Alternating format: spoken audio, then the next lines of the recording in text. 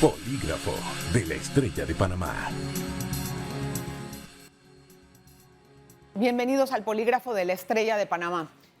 En este momento en que el país está a punto de decidir qué va a ser o cuál va a ser el futuro minero y cuál va a ser la situación de la mina en nuestro país después de que el presidente haya llamado a una consulta popular, vamos a analizar o a tratar de hacer esto, todas las aristas que podríamos enfrentarnos, tal vez escenarios que pueden ser imaginarios, pero que pudieran llevarnos a diferentes situaciones, y lo vamos a hacer con una experta en el tema, la presidenta del Colegio Nacional de Abogados, Maritza Cedeño, a quien le agradezco muchísimo que nos acompañe. Gracias, Maritza, bienvenida. Muchas gracias, gracias por la invitación. Gracias. Maritza, primero empezar diciendo la diferencia entre una consulta popular y un referéndum, ¿verdad? Que es el resultado vinculante o no. Esa situación del presidente, bueno, ese llamado del presidente en pedir una consulta ciudadana, ¿qué implica para nosotros? Bueno, no, yo creo que igualmente va a ser vinculante, y eso fue escuché en las declaraciones del presidente el día de ayer. El Tribunal Electoral sí le corresponde pues organizar lo que el presidente ha anunciado para el 17 de diciembre, y el llamado es a que todo el país, a todos los ciudadanos, pues que ese día nos acerquemos a las urnas y emitamos nuestro voto correspondiente para el mismo, y se tome la decisión que se tenga que tomar referente a el contrato existente, porque son dos cosas distintas. El presidente también habló que el día de hoy, o el día lunes, perdón, iba a presentar el proyecto de ley, un proyecto para convertir la moratoria en ley de la República, que son dos cosas totalmente distintas versus a un decreto como estaba. Y quiero analizarlas con ese mismo espacio. Lo primero que me gustaría entender, si la minera en algún momento dado, o más bien, si el país en algún momento dado, en el escenario en que la gente o la ciudadanía diga, no estoy de acuerdo con el contrato, y pide su revocatoria, ¿esto le da al gobierno algún amparo legal para defenderse ante un tribunal internacional o no tiene ningún tipo de incidencia? Yo creo que incidencia sí tiene. No es lo mismo terminar de manera unilateral un contrato a que podamos decir en un momento dado que la ciudadanía no aceptó el contrato como tal. Sin embargo, yo me iría más bien por la parte de la inconstitucionalidad o no que debe emitir la Corte Suprema de Justicia también, que legalmente tendría que hacerlo más o menos en los primeros días o mediados del mes de diciembre. Bien, la Corte Suprema de Justicia tiene que pronunciarse en varias demandas que ha recibido. Entre más demandas pongan, que es el derecho de todo el mundo, más se va a tardar. Pero bueno, los abogados están aprovechando y metiendo demandas tipo penal para el ambiente, tipo de inconstitucionalidad. Hay que ver qué dicen todas las demandas, si coinciden en lo mismo o no, y si las puede acumular la Corte o no. Esta semana conocimos de que el abogado del Estado, el señor Rigoberto González Montenegro, va a responder la vista antes del término que le otorga la ley, que son 10 días. ¿Esto en realidad se traduce en un adelanto o no? A mi entender no. A mi entender no, porque la ley es muy clara. O sea, el procurador general de la Administración y el procurador de la Nación, ellos son los emiten una vista fiscal en nombre del Estado como tal, y son los representantes del Estado en este tipo de demandas. Y la norma establece muy clara que ellos tienen el término de 10 días. Los días, cuando hablamos de términos judiciales, son días hábiles, ¿no?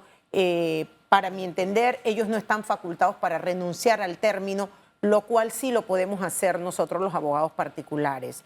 Sin embargo, pues yo soy del criterio de que hay que esperar los 10 días. Luego de eso viene la publicación en 3 días en un medio de comunicación, en un periódico, y luego empiezan los 10 días hábiles para que cualquier persona que tenga bien, más los que han presentado las demandas, a presentar sus alegatos, pues entonces lo hace. Y son 10 días que tenemos que cumplir.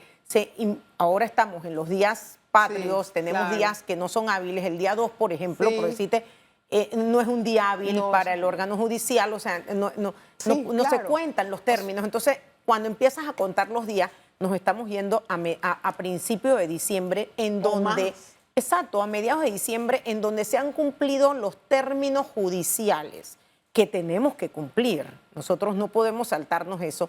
Luego allí el ponente, ¿no?, en la Corte va a hacer un proyecto, lo pueden discutir de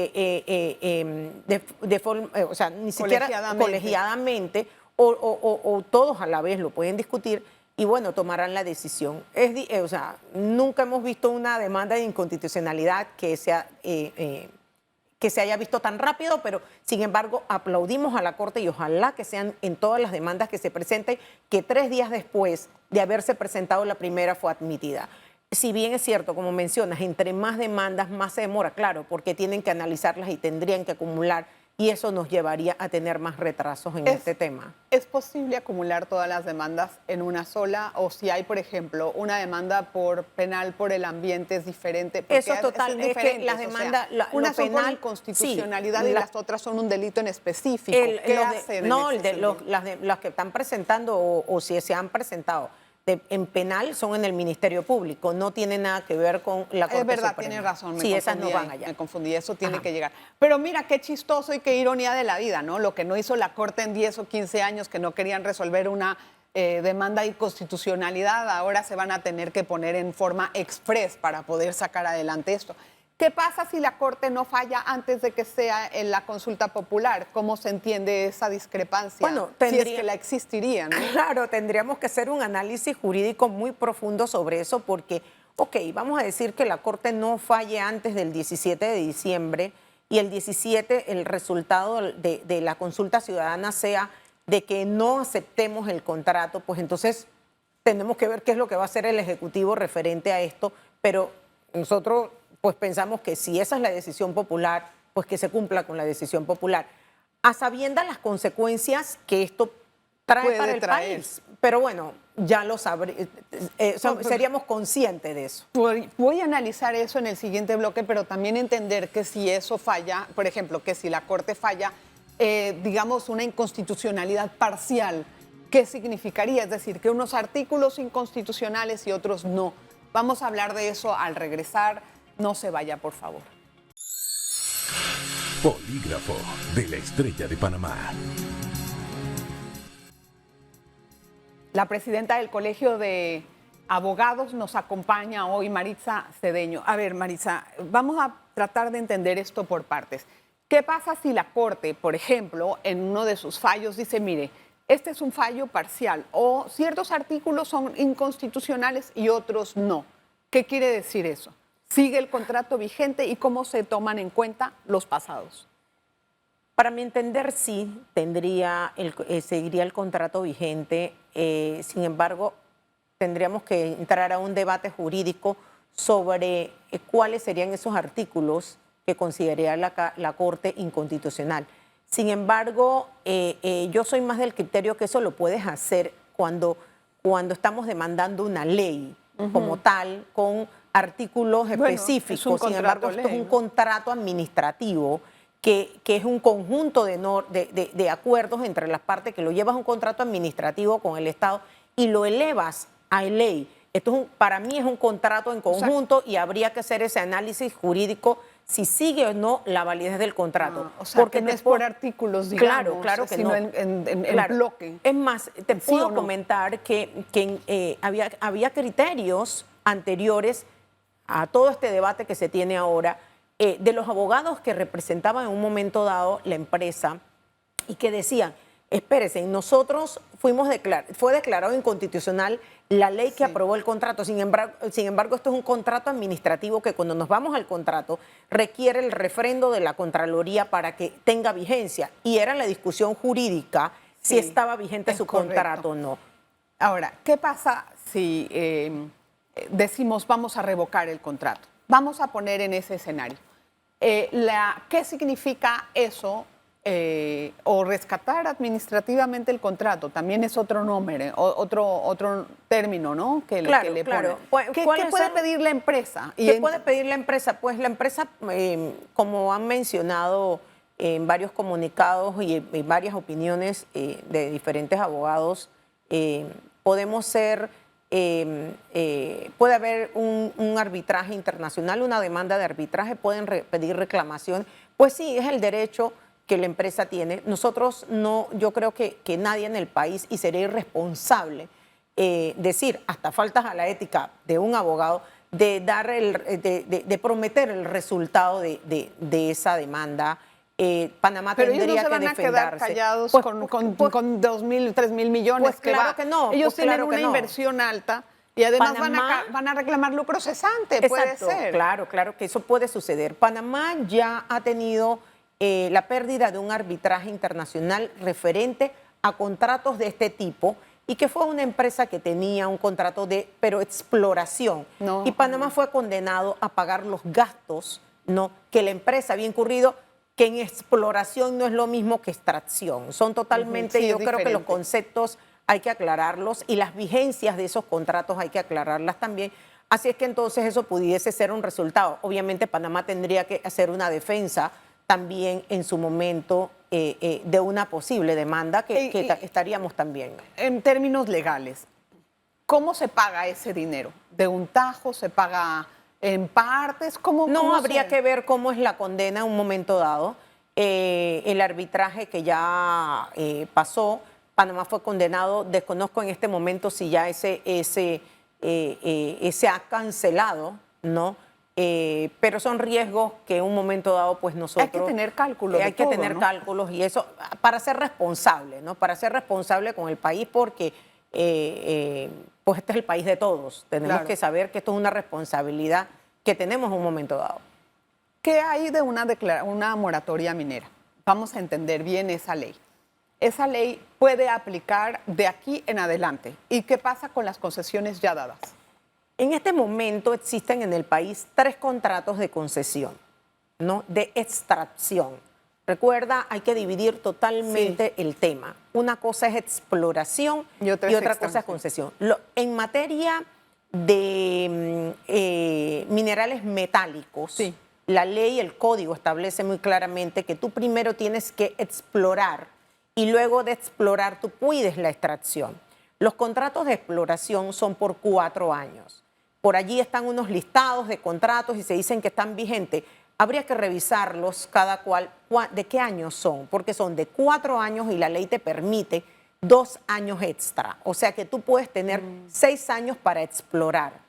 Pero durante la vigencia de tu contrato de exploración, tú como empresa solicitas la extracción, porque encontré el mineral que estaba explorando y etcétera, y solicitas la extracción. No quiere decir que la empresa tenga un contrato de extracción. Nada más es el permiso. Nada más es la solicitud.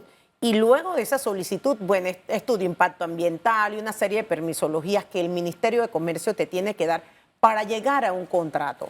Entonces, hay 3 contratos vigentes hoy día, que es Cerroquema, una en Veraguas, que la tiene la empresa Veragol, que es en Veraguas, y de Minera Panamá. Esos son los únicos contratos vigentes que tiene Panamá en materia de extracción de mineral metálico. ¿Qué pasaría con esos contratos, por ejemplo? Esos contratos, con Minera vamos a sacar a Minera tantito, pero lo que yo leí del decreto, ¿no?, son solicitudes que están dentro del Ministerio de Comercio. Todas las tendrían que cancelar, que son las solicitudes de extracción, sería todo lo que está allí. No esto. No esto no, ya estos son contratos que están vigentes y que tienen una fecha de vencimiento. Pues entonces que vamos a tener el mismo problema. Digamos que vamos a votar en contra de la ley del contrato minero con Minera Panamá, pero quedaron estas cosas andando. Quedarían dos en el mismo ciclo. Exacto, quedarían 2 vigentes que no han iniciado operaciones de extracción. No.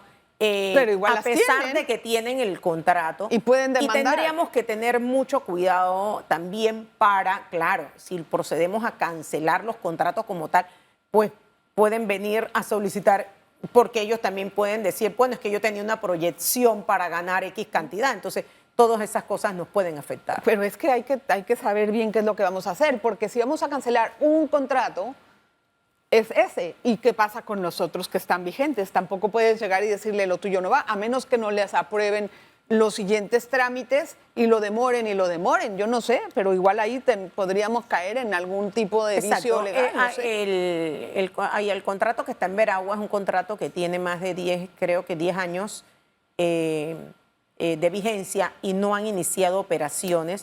Sí. No desconozco cómo ha sido el trámite dentro del Ministerio de Comercio para decir o cómo justificar luego de tener el contrato la no iniciación de las operaciones. Eso es y el otro es Cerro Quema, que también hace poco... ya se pronunciaron en Cerro Quema sí, las personas, los alrededor moradores, en el y área ya han hablado, ya han dicho, eso no va porque no va. Es el mismo problema. El mismo es problema. exactamente el mismo asunto. Sí, pero hay una diferencia en este momento que ambientalmente, si lo vemos como ciudadanos, es que aquellos dos no han iniciado operación de extracción. Claro. Sin embargo, pero que tienen tenemos la resistencia. sí está. Claro, claro, tienen la resistencia y es normal que eso suceda. Lo que quiero hablar es en el aspecto social, por ejemplo. Sí. En el aspecto social. Ahorita tenemos una gran oposición, tal vez incentivada por muchas cosas, pero bueno, en el ambiente yo creo que es lo más importante que se ha dado a conocer, de que no quieren esa extracción, etcétera, daña el ambiente, todo.